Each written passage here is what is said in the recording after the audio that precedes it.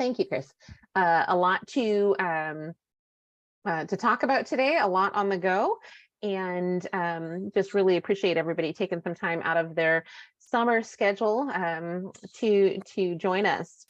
So I'd like to start with an organization update. Tom, if you have anything you'd like to let folks know. I've got some updates after that too. Great. Thank you, Jen. And hello, everyone. Boy, it is blazing outside my window here in DC. Probably the same for everyone. I think it's supposed to be 100 degrees or so by the end of the week. But well, we're all excited about September. Of course, September is FASD Awareness Month. You all know that. Go to the website because the team has put together a great sort of action packet for things that you can get involved with through your organization or as an individual. Here you see, as Jen has put up, we have the Awareness Month, and then you briefly saw the Impact Week. I'm sure, Jen, you'll go into detail about that. I'll just remind everyone, you can attend this. I think a lot of you have already registered, whether you're an affiliate or you're an advocate, family member, just somebody who wants to be involved in the week's activities. Go to the website. Jen and everyone else has put up, all the information, links where you can register. There's a hotel where most everyone is staying, and a lot of the activities will occur.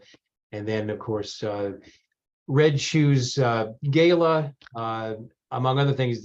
Jen and Susan will talk to you about all the legislative side, but we're very excited that Doug Waite is an honoree this year, and he's gonna be here. So a lot happening. Plus, we are going to be moving our office here within DC, and so we'll be working on that in the coming weeks as well. So I'm looking forward to the update, Jan and Susan. Thanks.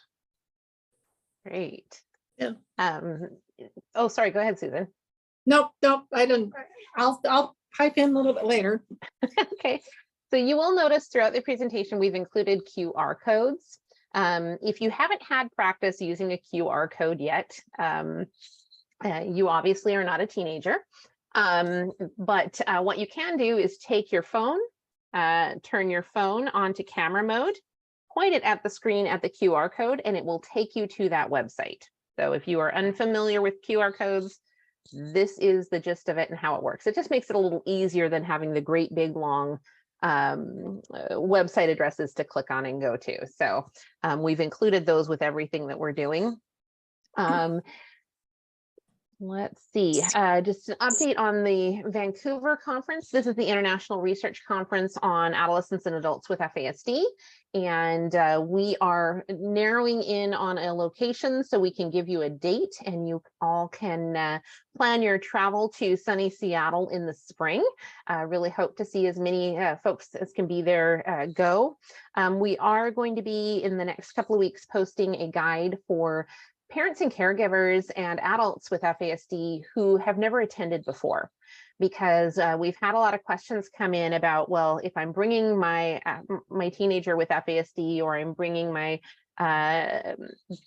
my adult that I care for with FASD, how do I know they're going to be safe? How do I know that they're going to be able to handle this conference? And the conference is really about them, by them, for them.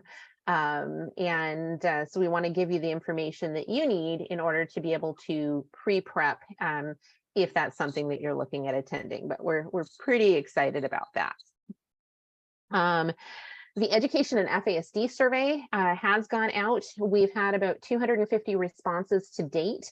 Really encourage you to share this with your networks. This is based on a survey that was done back in 2018. It's an update of that survey, and then we're looking to update the report that was generated as a result of that, so that we can use that to support FASD and education legislation nationally. So feel free to check it out. Of note, we really need adults with FASD to take the survey if you know any, and not just adults, but students. If you have a teenager, if you have a fifth grader, somebody who's capable of taking a survey, We ask you to see if they're willing to do it too. There's some good questions for them there. Our goal is to get up to 900 responses. Last time they had a survey size of 800. So we're hoping to expand upon that. So anything you can do to share that would be incredibly helpful. Additionally, if you want to advocate during September, Run Fast registration is open. Run Fast is a virtual 5K. I see some of our sponsors on here, really appreciate anybody who's joining in and maybe not running like Rebecca Toulouse, the self-advocate that started it, maybe walking or shuffling similar to me along that 5K path. So, Susan, did you have any updates you wanted to give on the affiliate network? I think that you and Tom did a great job. We are heading into the Impact Week. We're super excited about this week and the fact that this week is open with the affiliates, sharing time and space with all the advocates that will be coming into Washington, D.C. And I'm looking so forward to meeting you in person and spending time getting to know you. And looking forward to what today's session is going to be about, and the news that you're going to share about the Respect Act, Jen. Thanks.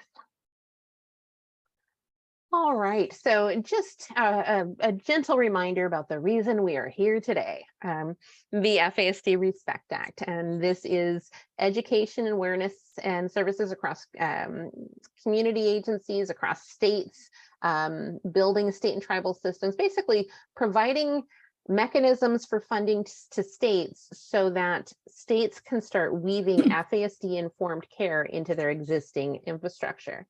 The other thing it would do is bring back the Centers for Excellence in FASD that was cut. And again, legislation similar to this has been introduced in every legislative session really since the 90s, with the exception of the 115th. Of note with the work we're doing on it now is it has so much more publicity and awareness around it than it ever has.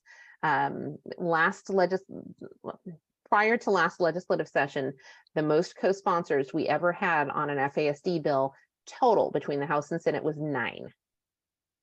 Last session, we had 74 in the House and 10 in the Senate. So again, it takes a while to get a bill put through. It is a marathon, not a sprint, but I can tell you that we are definitely running a good race. So where we're at in the process right now, and I think Susan has left me, so I will continue on with this. I'm still here. Oh, you're still here. Perfect. I just couldn't see you. No, I can't see me either. So okay. Not a problem. Still here. All right. So we like to do this timeline every step along the way, just to kind of show the progress we're making. And where we're at right now, we were at the point where the Senate Health Committee was taking a look at the bill.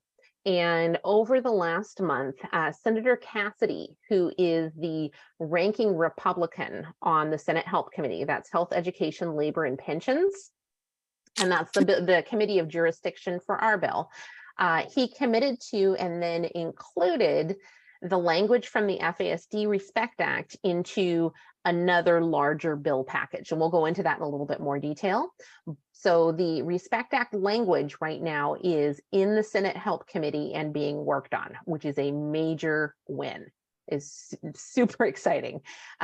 We had not, to get it included in a major package that's moving is a big deal. And Senator Cassidy has included it in his priority markup of the bill. So excited about that, and great work to the advocates in Louisiana who've been raising the profile of FASD. Senator Cassidy is from the state of Louisiana. So we have 2 years to get this bill put through. And there's a couple of different ways you can get a bill put through. One is on its own as a standalone bill, the I'm just a bill kind of mentality of where you write the bill, it goes in, everybody votes on it, the president signs it, it's turned into law. The other way this can happen is through a vehicle bill. And a vehicle bill is what we're looking at right now, where our bill gets tucked into a larger package of bills and gets passed that way as part of a larger package of bills. So it wouldn't be the FASD Respect Act has passed. In this case, it would be it's being tucked into the Support Act. And the Support Act is looking at mental health, substance use. It kind of ties into everything that we do with the FASD Respect Act, but it's really more geared to opiates and substance use as opposed to alcohol use, but it's a great place and we totally fit into this particular bill. So at the last meeting, we didn't have bill text up yet on congress.gov. The text of our bill is up on congress.gov now. So if you need to forward that, it's there.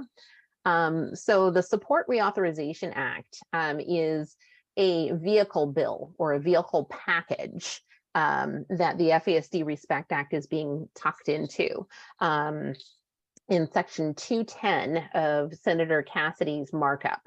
And they also added the language about designating a tribal, state or tribal coordinator and developing guidelines for a state and tribal strategic plan, which was something that got left out of the initial bill when it was introduced.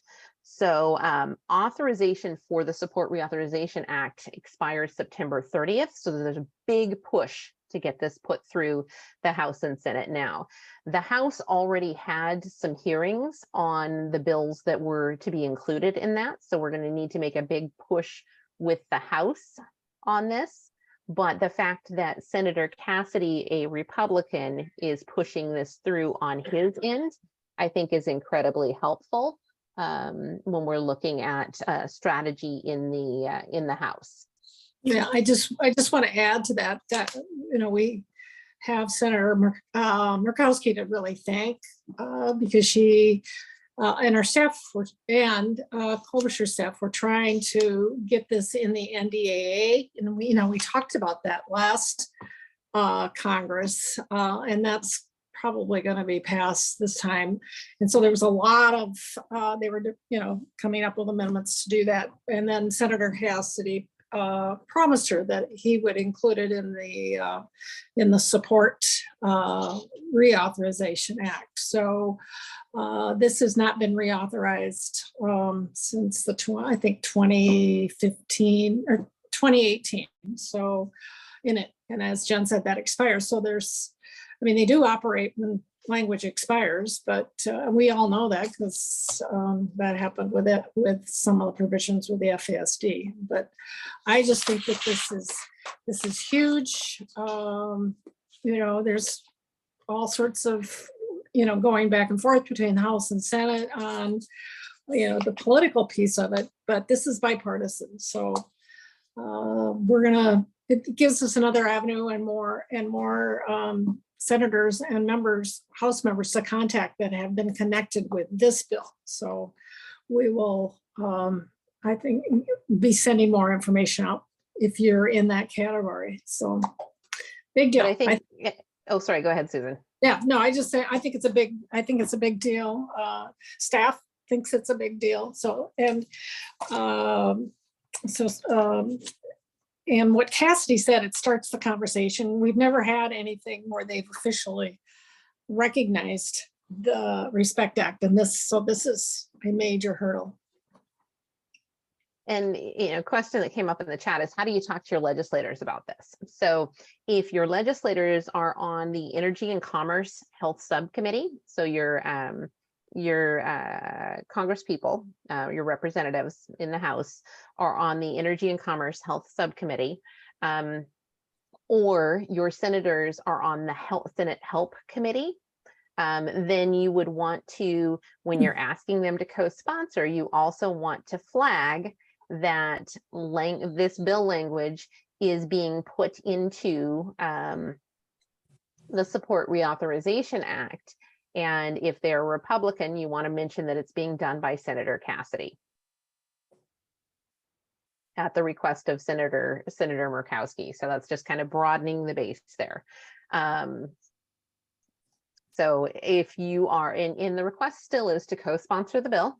We still want them to co-sponsor the bill, but if they're on those two committees, you just have one additional ask, which is, we'd like to see this bill included in the Support Reauthorization Act. It fits neatly because alcohol is often overlooked when you're looking at opiates or other substances of misuse. And, alcohol is a key component of this. And if we don't address it here, we're really missing a good opportunity.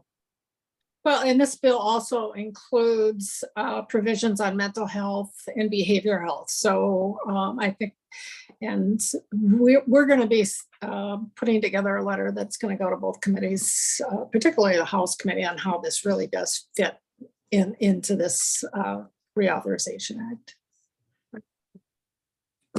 And Chris, can you post the names of the two committees in chat?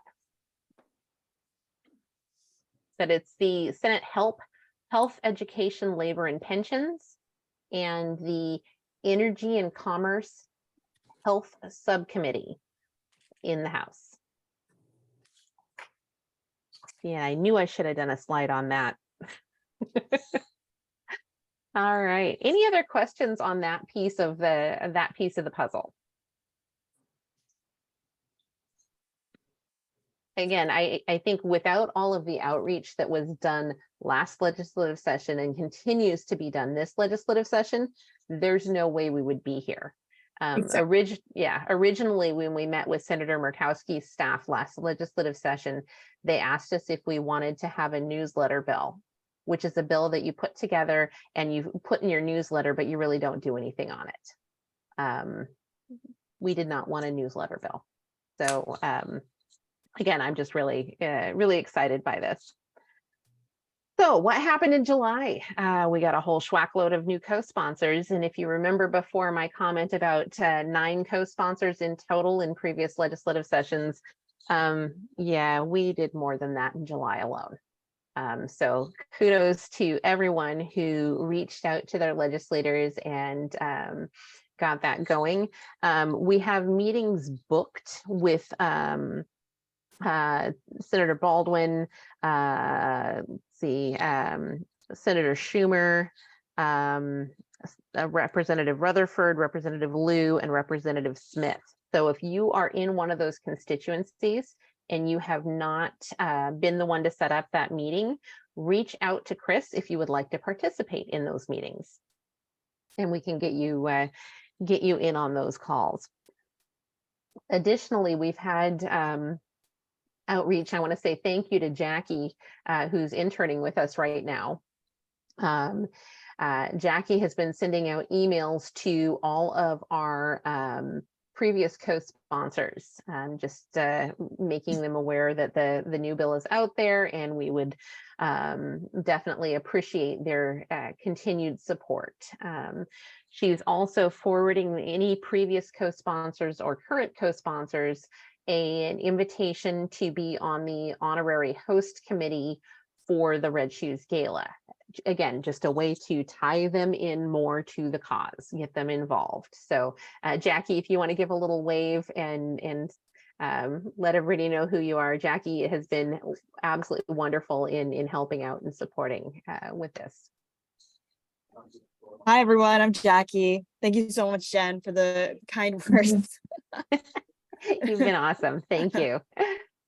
All right. So in terms of Senate meetings and co-sponsors, I just like to fill up maps. And thank you, Chris, for getting that done on the fly for me.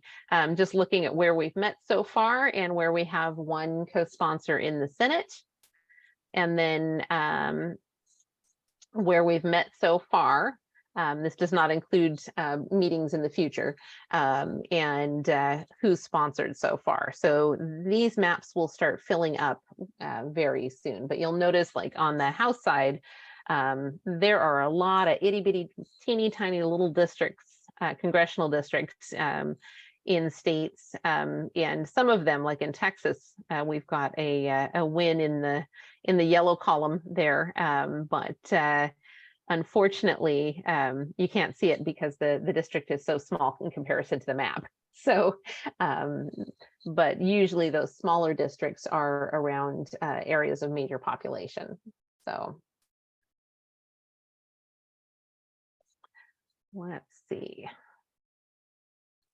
So what do we do now? If you're able to come to DC and attend Hill Day, I think at this point in the game, because the Support Act needs to be reauthorized by September 30th, FASD Awareness Month couldn't come at a better time. So if you're able to attend and attend Hill Day, we'd really love to have you there. If you can't, that is okay. There is plenty of work to be done on the home front, and that is booking the legislator meetings, all of the documents necessary to book meetings and send over to our legislators about the current act are in there. And if you have any questions on booking or setting up meetings or needing a practice call or just some help or support with doing the meetings, definitely give a shout out to Chris in our offices, and he'll help you out and get time booked if you need some support from Susan and I. And then also the other step is getting endorsements for the bill. We just got some pretty major endorsements that came in this morning. So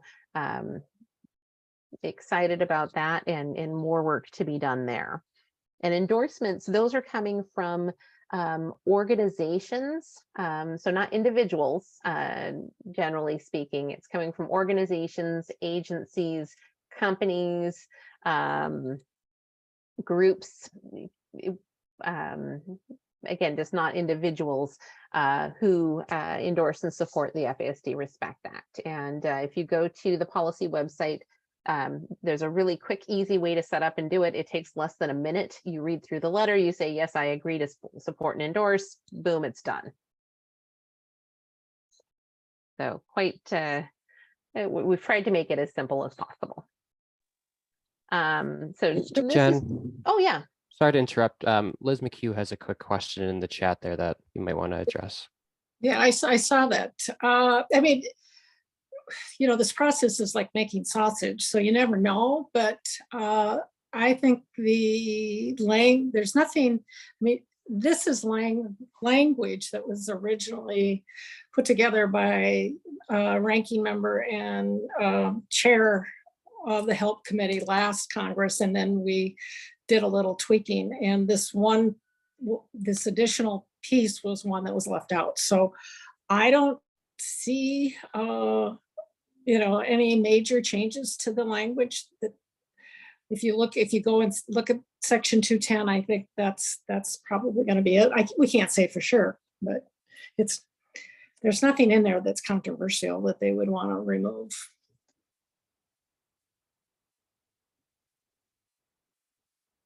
So I was just answering something in the chat. So again, under staffers resources on the FASD on the policy site, this is just a rundown of some documents that you can send if you find it helpful. And like I said, all of those have been updated, and I added in that the invite to the Red Shoes Gala Congressional Host Committee will go ahead and send that out. That can come from us. But that does go out to anybody who's previously co-sponsored or who is going to be co-sponsoring again. Let's see. So last month we had the, and this is just a reminder for organizational support. We already talked about that. Last month we had some of the folks from FASD Now join us to do a mock legislative call. And one of the cool things that happened in that, you know, between FASD Now and in some other areas of the country is that in areas where there may be a lot of work to be done in terms of getting the FASD Respect Act discussed with legislators, or in areas where maybe there's not a ton of things happening, with legislators and outreach. There's a few people across the country that have become, for lack of a better term, super advocates.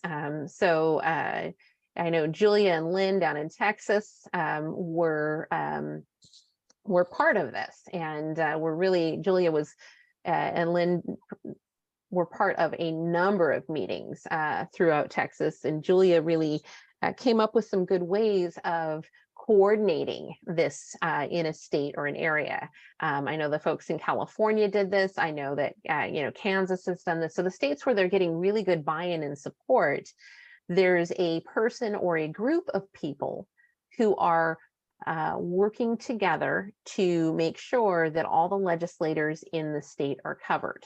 And all the legislators in the state are, at least from the federal perspective, are being touched with information about the FASD Respect Act.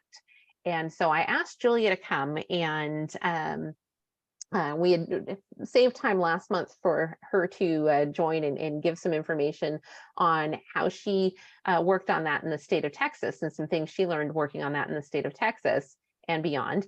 And we ran out of time, so it was requested that we do that this session. So I'm going to have Julia go ahead and take over here and walk you through maybe some ways you can help, once you've reached out to your 2 senators and your reps, help organize things in your state or in neighboring states, and get some more outreach going. So thank you, Julia.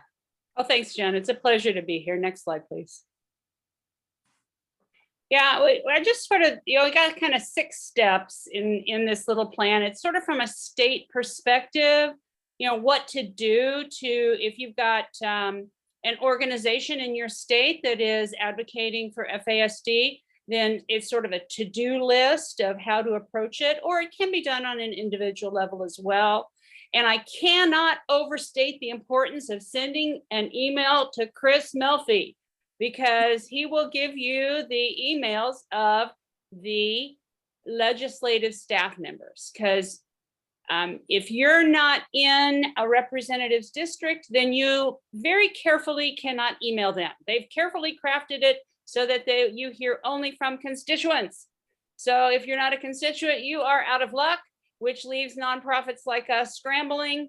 But Chris can provide the emails to the relevant legislative staff member. Every senator, every representative has a team of legislative staff members that help them do their job. And what we're doing is setting up meetings, usually with them. We'd love to have the senator or representative meet with us directly, but 9 times out of 10, we're going to be meeting with a staff member instead, and there's no problem with that. We can do that. So first thing to do is to send an email to Chris Melfi and get the right email addresses. Then you send out, then you visit their website and learn a little bit about them so that you can tailor your message. If that person is on a key committee, then your efforts are really, really important. And you might be able, just by looking at their bio, you might be able to pick up some interesting things, angles that you can reach them at. For example, in Texas, we had, no fooling, a retired OBGYN. Do you think that they might be interested in FASD? Of course, but did we succeed? No, sadly we did not. But nevertheless, it gave us a great angle to approach them on. That's what you're looking for, is an angle. Are they interested in foster kids? Interested in alcohol or substance abuse? It just gives an angle. And you also want to note their geographic area, because that's where you're going to find your constituents. Next slide, please.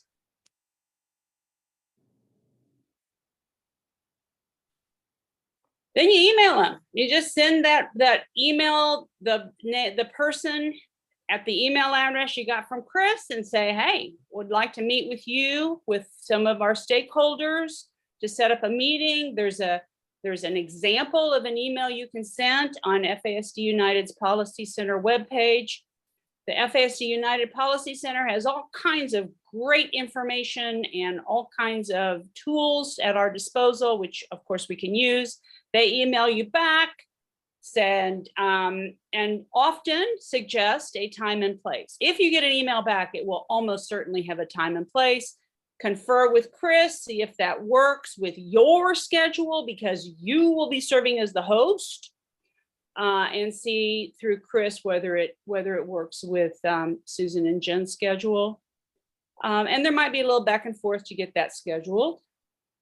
And often, in fact, most of the time, you may get no response whatsoever. So you just keep pestering them. I mean, the name of the game with this is perseverance. You just keep, just like a rock in their shoe. You just keep on coming up and being a pest, a little bit of a pest, not too much of it, just a little bit of a pest, to say, you know, this is something we really need to do. This is something that is important and that needs congressional action. You, as the lawmaker, are the person that is responsible for this. Next slide, please. Okay, once you get a time and a place, which will be like 2 weeks from now, then plan to serve as the host. That means that you will tell them welcome the minute they're in, and you will serve as sort of the, well, just serve as a host. I mean, y'all are adults, you've served as hosts in one way, shape, or form, introducing people, and you need to find your constituents, because lawmakers are receptive to their constituents. That's persuasive for them. So use whatever means you've got to identify some constituents that are willing to come forward and tell their story. As a general rule of thumb, you want 3 people who will have speaking roles and are willing to talk for, say, 5 minutes on how FASD has touched their lives. Other people can be there in solidarity, and maybe you get no one, in which case you just plan to speak yourself. It's also a good idea to look and see if there are other co-sponsors already in your state, and if so, you can mention them carefully and judiciously. If you happen to know that the lawmakers hate each other's guts, then it's probably not wise to mention them. But you know, if they're on friendly terms, you can mention them. Also, if you're fortunate enough to know of a pioneer FASD researcher in your state, anywhere in your state, you might mention that. You know, in our state, we're fortunate enough to have, you know, Dr. ABC, who is a researcher in FASD. It's really a shame that we don't yet have a co-sponsor in our state. You know, that kind of thing. You're just looking for an angle. You're looking for a hook. Okay, next slide, please.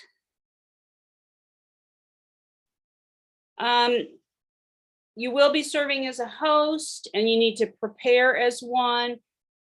Constituents may be nervous, in which case there is a little videotape that has been prepared by FASD United to watch, to sort of get a feel for what it's like. A practice session might be possible.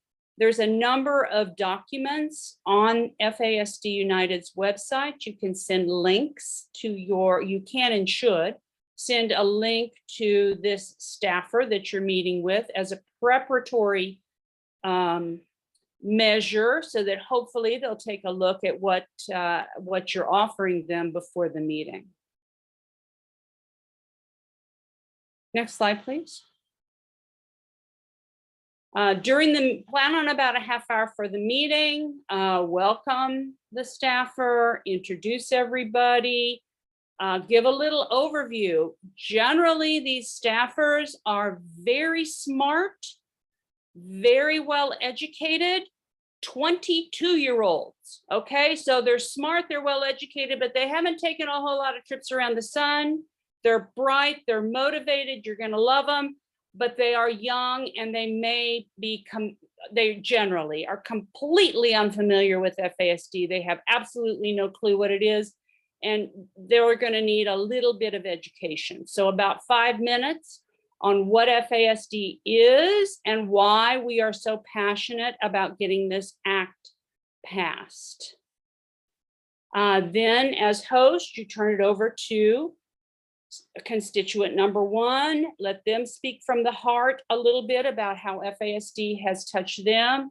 If necessary, cut them off at roughly 5 minutes and say, okay, thank you very much, Mary Jones. We now are going to hear from Dan Smith about how FASD has touched his life.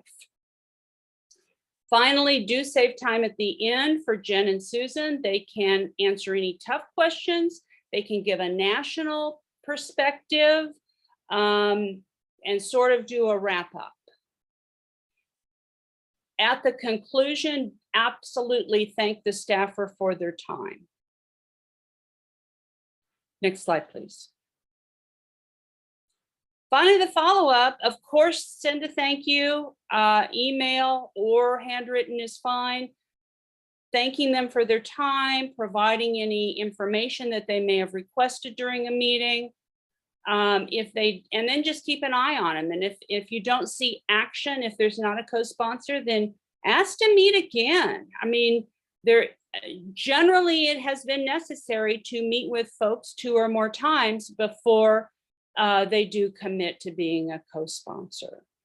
So don't be shy about perhaps doing this in neighboring states. If you look at the FASD United map and you know that your state has neighboring states that do not have an affiliate, you know, it is okay to spread your influence as an FASD nonprofit to a neighboring state and serve in the same role there. Ideally, you really need some constituents there to help you with that. So there you go. What have I overlooked? What questions or concerns?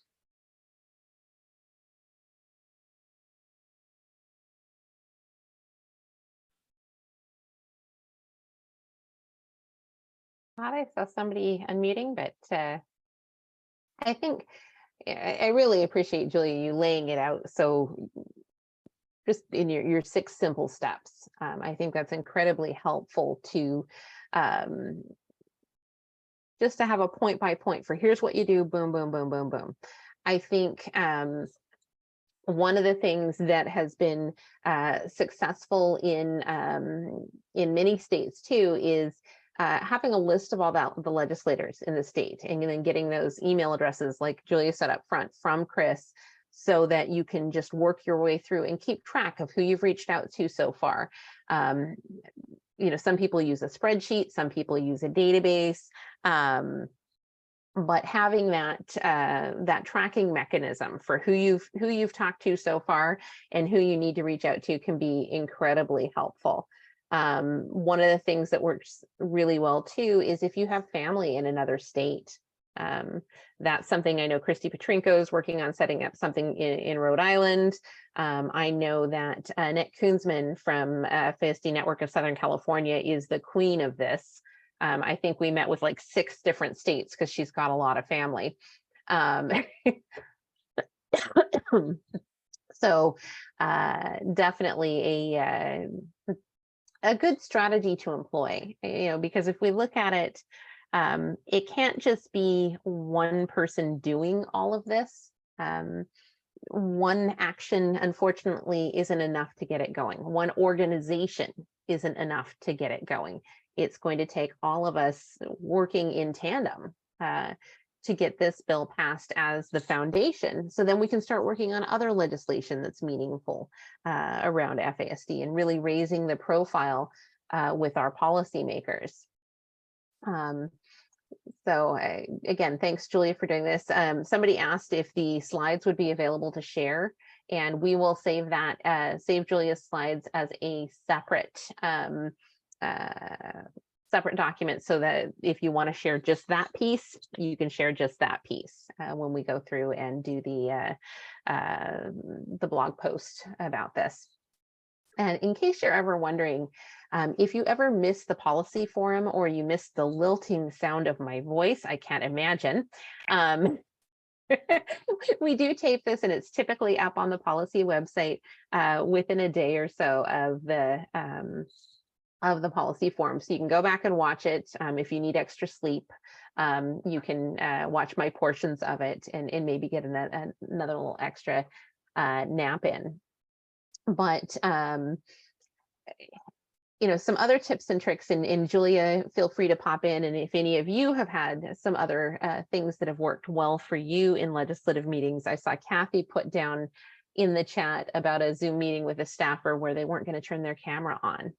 And it can feel a little frustrating when you're faced with a blank muted Zoom box, when you're pouring out in your heart and soul about the thing that is most important to you in your life, which is, typically your family members, right?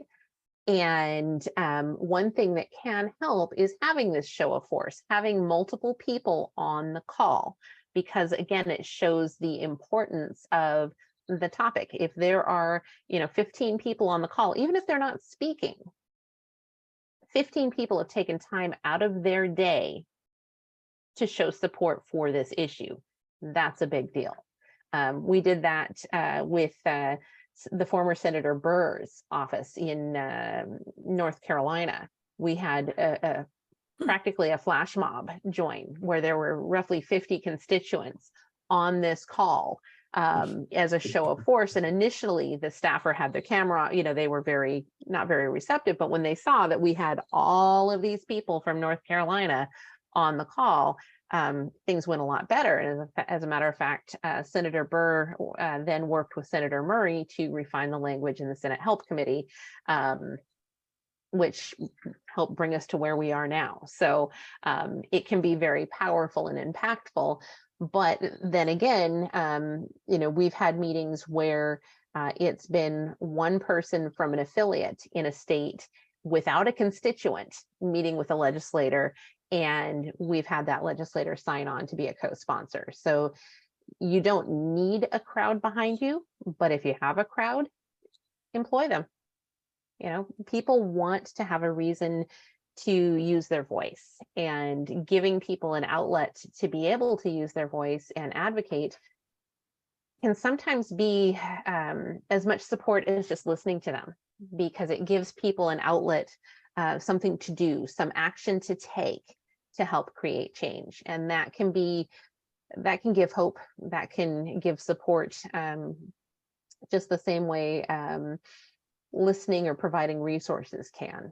I found that it really wasn't hard work. It's not particularly hard. It's just a matter of being organized and staying on top of it. What we're doing is we're getting the democratic process to work. It's constituents reaching their lawmakers and persuading them to pass a bill. This is the way democracy is supposed to work. Yeah, I just want to add too, the members are going to be back in district this next month. They take August off. So, so that's good news. You can maybe find out if they're going to be someplace where you can actually, accost them like some have done in parades. But it also, and some of the staff take some time off, but they don't take the whole month of August. And they're going to have a little more, if they're there, they're going to have more time. So this will be a good opportunity, I think, for you to engage the month of August, because they're not going to be back in Congress, both of them at the same time, until the 12th of September. So this is an opportunity to really to up the advocacy efforts, either in person or through Zoom. That's such a good point, Susan. And the way you would set up something like that is when you email them, you can say, we recognize that the House or the Senate is on recess in the month of August. I would like to request to meet with the senator or the representative while they are in district. Using that particular language, that's speaking their language, you'd like to meet with them while they are in district. This is also a really good opportunity that if you have loved ones with FASD that really want to self-advocate, bring them. Let the senator know that I have a 14-year-old with FASD that would like to speak with them as well about this topic. if that's something that your loved one is comfortable doing and they want to do, obviously.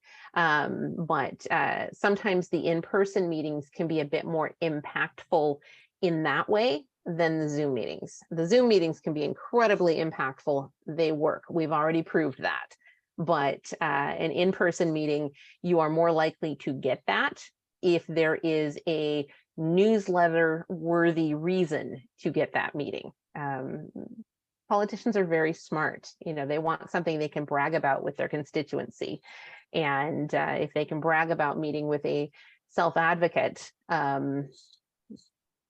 you know, it's a great opportunity for self-advocates to really shine. And I can tell you almost without fail, when we've had a self-advocate on a Zoom call or go in person, those have been very, very successful calls. Our self-advocates know what they're doing when it comes to talking about this. I will also say, however, that if you're doing an in-person call or an in-person meeting, trying to set it up as a hybrid meeting can be very, very challenging. It's been done, and it's been done with some amount of success, but not all district offices are set up to be able to do that. So if you want Susan and I on with you while you're in the office, we may be on a tiny computer screen over here that they can't get set up and you have to bring yourself. It may be better to do it solo, and we can prep you for that. Because again, those hybrid meetings are just really, they're tough to follow. They don't tend to be, in general, as successful as either just a face-to-face meeting or a virtual meeting. One thing I might add is it's really not too soon to set up in-person visits for Hill Day coming up in September. I'd specifically target your key people, your health committee members or energy and commerce committee members, like we were talking about. Those are your key people.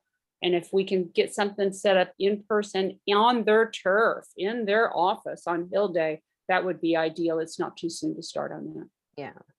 That's, again, really good point, Julia, because that highlights that this issue is so important to you. You're willing to travel to DC to do something about it.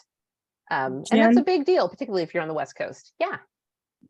This is Barb, and for some reason I can't figure out how to raise my hand today. You don't have to raise your hand, Barb. You just speak up. Well, I want to tell you a couple things really exciting. You know that Senator Stabenow came back on again as a original sponsor. But we're having a conference September 12th and 13th, and she can't come, but she's sending a video to us, and she's talking about the Respect Act. And so she's giving it back to us for some of our parents who really aren't clued into this. And then we're going to hopefully have some videos that we will make of the parents and then send them back to her to give her the support that she needs to move this forward. So we're kind of excited about that because it's going back and forth rather than us having to constantly reach out to her. She's got it now. And so that's fun. That is incredible, Barbara. That is exactly the kind of relationship that we need to be building with our lawmakers, because when you have that back and forth, when they think, oh, FASD, yes, that means these people, that means this organization, that means, you know, if I'm looking at maternal child health, if I'm looking at disability, if I'm looking mental health, if I'm looking at any of the things that touch our community, oh yeah, FASD as well. That back and forth is beautiful, and I have to really say relationship, that's great. I have to really say that, you know, I had been working and contacting her for a long time, and it just felt like I was against a brick wall, even though I've known her for years. But I think it was our self-advocates each wrote a letter, and we sent them all in one package to them. And I think that's what got us through. So can't say enough for the self-advocates. Excellent. No, I think, yeah, the voice of the self-advocates is really a key factor in this. And if you haven't had an opportunity to engage self-advocates in your advocacy work, I highly, highly recommend it. And if you need some help with that, again, reach out to us. We're happy to help. Any other thoughts about where we are, or questions on where we're going, or ideas about what we should be doing? Pretty Well, broad topic. I do like the way you're doing it this time as opposed to last time. We've learned some things and it seems simplified, and more people, I think, will have the courage to help us. I'm Yeah, having trouble getting different organizations in Michigan to back us up. Well, when we started this, we didn't have a template for how we were going to do it. And I think I agree with you, Barb, that this is a good model, and I think could be replicated for other organizations. I think, marketing it and making it simple for advocates and simple for staff members. And so we've learned a lot since we began this journey a couple years ago. Well, more than a couple years ago. But And thank you. We're still learning. And we're still learning. And that's part of why these meetings are so helpful too, though. And like we come on every month and we give you information and updates, and I sing and dance and Susan gives you substantive content. But really, the information you put in the chat, the questions you put in the chat, the emails you send afterwards asking, hey Jen, I don't understand this, or hey Jen, can I get this document, or hey Jen, I need help with that. Those are such incredible pieces of outreach for us, because we learn from all those questions you ask. If you're asking the question, that probably means that we have 16 other people that are asking that same question. I saw that Heather Davis just put in the chat that she's new to the whole thing. Fantastic. We need to make sure that on these calls, we're giving enough information so that people who've been here every month for the last 2 years, are getting what they need, but we're also bringing up to speed the new people that are joining us. And she had a good question there. Do you see more support from Republican or Democrat lawmakers?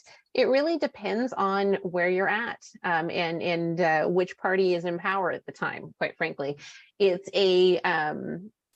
it's such a bipartisan issue. There is no contentious piece of this issue. We do get, we found last legislative session that our co-sponsors swung predominantly Democrat, but we're starting in the Senate at least to swing more Republican. So it really depends, and it depends so much on the outreach and what's going on there. But again, all of these questions really help us to understand how to support you. So I just really want to thank you for the outreach and questions that you've done and that you've given to us, because without those, we don't learn. And Liz, you had your hand up. I do. So my question is a simple one about the Hill Day. Mm-hmm. I have the fortune of living close by in Virginia, so I'm trying to get more involved in this, and because I'm local to this, I can participate in the Hill Day. But if I don't set up a meeting myself, how will that day look? Will I be, I'm just using myself as an example, mm-hmm. Not specific to me, but hypothetically, would I be just paired with somebody? Would I be notified what I'm doing? I mean, how would that work? Yeah, so over the next couple of weeks, we're going to be reaching out to everyone who's participating in Hill Day. And if you've indicated that you're going to book your own meetings, we're going to say, hey, thanks, just let us know what meetings you have booked and at what times when you get them. And is it okay for us to pair somebody up with you? For those that have indicated that, hey, I might need a little bit of help, we're going to ask you what level of support you need with that. Do you need us to book the meetings? Do you just need the language to be able to book the meetings yourself? And then once you have the meetings set, With those ones, we will pair somebody up who is maybe a more confident advocate with you, and will also maybe pair up some folks that are a little bit, kind of in the same boat as you. So that way we've got a group going together. For those that are like, oh, no, this is completely new to me and I'm totally uncomfortable, we'll get a hold of them, let them know, that confirm their legislators and let them know that we're booking the meetings for them. And again, we'll buddy them up. It's the buddy system all the way. What we did last year and that we're intending to do this year is we provided a dossier to each person attending Hill Day that said, from the hotel to the Rayburn House building, here's how you take a taxi to get there. When you get there, you're going to be meeting up with so-and-so. Here is their phone number, so you can text them if you need to. Here is your meeting. You're meeting with so-and-so. Here's their phone number in case you can't find them when you're in the building. When you're done with that, we're going to have you meet up with this person and you two can take a taxi back to the hotel. Just kind of laying out step by step your itinerary for the day. Some people may not need that as much, but we like to do that because honestly, it can feel a little intimidating going to the Capitol for the first time or the second time or the third time. So yeah, the plan is definitely to give as much support and guidance as you need without overstepping. And if you're capable and confident doing it on your own by yourself and you don't want us to help. I know, like, for example, Carl books his own meetings, goes to his own meetings, handles things all in his own. He's just fine. He doesn't need us. Thank you very much. But he does a fabulous job anyway. He doesn't need us, but he likes us. How's that? So it really, it depends on the person. And we will this year have a kickoff meeting before we head up to the Hill too. So that way we can kind of go over the, who's who, how we're getting where, what we're doing. So a slight modification from how we did it last year for those of you that were there last year. Great question, Liz. Thank you. Well, we've got about 2 minutes left. So if anybody has a great burning question, now is your opportunity to ask it. But again, I want to thank you for taking an hour out of your day. Our next call will be the last Wednesday in August. I don't have the date sitting in front of me, but you'll get an email inviting you, and hopefully we'll have some major updates on the Support Act at that point and new co-sponsors for the FASD Respect Act and how they're all tying in together so that they can get passed and turned into law. In the meantime, if you are planning on attending Hill Day or any part of Impact Week, really encourage you to sign up now and get that going, get your hotel booked, get everything in gear so that we can start doing the outreach to you to coordinate what we need to coordinate while you're there. So again, thank you all for coming, and you're free to move about the country.